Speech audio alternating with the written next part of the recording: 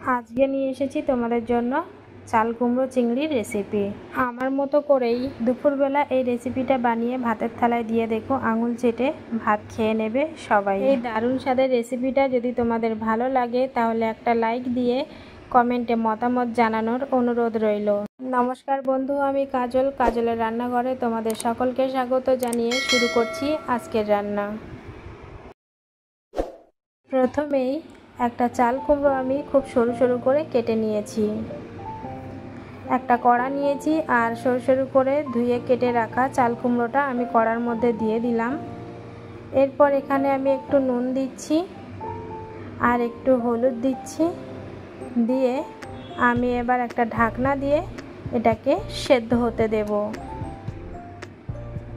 ভালো করে আগে নুন হলুদটা মিশিয়ে নিচ্ছি, তারপরে একটা ঢাকনা দিয়ে এটাকে সেদ্ধ হতে দেব।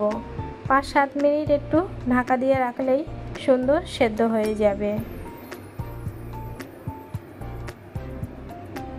চাল কুমড়ো আমার সেদ্ধ হয়ে গেছে। কড়াটা ধুয়ে আমি আবারও কড়াটা বসিয়ে দিয়েছি আর এখানে আমি একটু সাদা তেল দিচ্ছি। রান্নাটা তোমরা সর্ষের তেলেও করতে পারো, সমস্যা নেই। একটা মাঝারি সাইজের আলু আর একটা মাঝারি সাইজের থেকে একটু ছোট আলু আমি এইভাবে চৌকো চৌকো করে কেটে নিয়েছি আর সেটা এখন তেলের মধ্যে ভেজে নেব।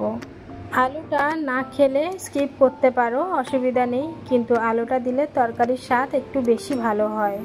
নুন হলুদ দিয়ে দিলাম, দিয়ে নেড়ে ছেড়ে আমি একটু লাল লাল করে আলুটাকে ভেজে নেব। তো দেখো, আলুটা আমার লাল লাল করে ভাজা হয়ে গেছে। এবার আমি একটা বাটিতে তুলে নেব।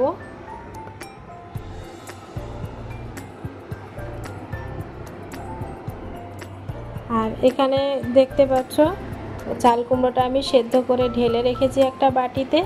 কত সুন্দর সেদ্ধ হয়ে গেছে। ওইদিকে আলুগুলোও কিন্তু আমি ভাজার সময় খুব ভালো সেদ্ধ করে নিয়েছি। একটু ঢাকা দিয়ে আলুগুলো ভেজেছিলাম, তো সেদ্ধ হয়ে গেছে। আর চাল কুমড়োটাও সুন্দর সেদ্ধ হয়ে গেছে। আলু ভাজা তেলের মধ্যে আমি চিংড়ি মাছটা দিয়ে দিলাম। এখানে প্রায় 100 গ্রামের মতো চিংড়ি মাছ আছে। আমি একটু ভালো করে নেড়ে ছেড়ে নুন হলুদ দিয়ে এটা ভেজে নেব।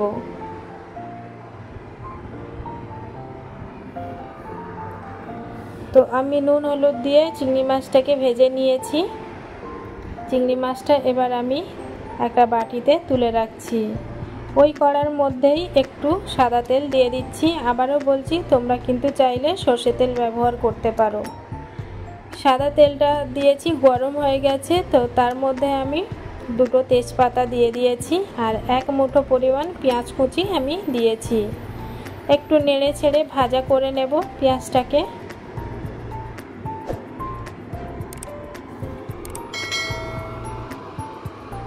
পেঁয়াজটা একটু নেড়ে ছেড়ে নিয়েছি আর একটু মাঝখানটা ফাঁকা করে নিয়েছি। সেখানে 1/2 চা চামচের মতো আদা বাটা, 1/2 চা চামচের মতো রসুন বাটা আমি দিয়ে আবারও ভালো করে নেড়ে ছেড়ে কষিয়ে নিচ্ছি।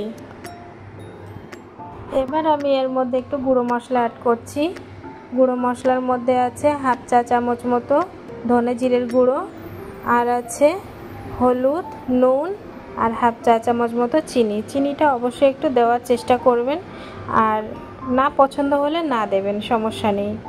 গুঁড়ো মশলা দিয়েছি তাই একটু জল দিলাম, তাতে মশলাটা খুব ভালো কষানো হবে।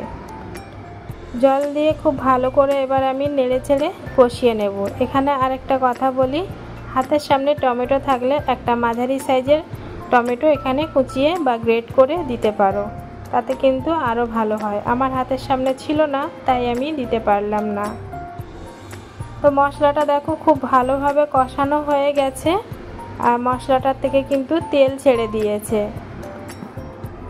আমি একটু খুন্তিতে করে উঠিয়ে দেখাচ্ছি। দেখো মশলাটা সুন্দর তেল ছেড়ে দিয়েছে, মশলাটা কষানো হয়ে গেছে। এই পর্যায়ে আমি সেদ্ধ করে রাখা চাল কুমড়োটা দিয়ে দিলাম, একই সাথে ভেজে রাখা আলুগুলোও দিয়ে দিচ্ছি আর আমি চিংড়ি মাছগুলোও একই সাথে দিয়ে দেব। চিংড়ি মাছটা আমি দিয়ে ভালো করে নেড়ে ছেড়ে আমি এবার একটা থালা দিয়ে 2 মিনিটের জন্য ঢেকে দেব এবং একটু জোর আছে মানে মিডিয়াম আছে আমি ফুটিয়ে নেব।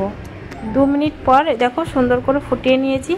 2 মিনিট পর ফিরে এসে ভালো করে ঘেঁটে ঘুঁটে দিচ্ছি আর এখানে আগেই একটু লঙ্কা দেওয়া ছিল, তো পরে ঝাল হয়নি বলে আরও একটা কাঁচা লঙ্কা আমি দিয়ে দিলাম। দিয়ে আরও একটু ভালো করে নেড়ে ছেড়ে ঘেঁটে ঘুঁটে নিচ্ছি। মিনিট খানেক এরকম নেড়ে ছেড়ে নিলে আরেকটু জল শুকিয়ে যাবে। দেখতে পাচ্ছ আরেকটু জল শুকিয়ে গেছে। এই পর্যায়ে কিন্তু আমি নামিয়ে দেবো। এবার আমি একটু ধনেপাতা দিয়ে দেবো।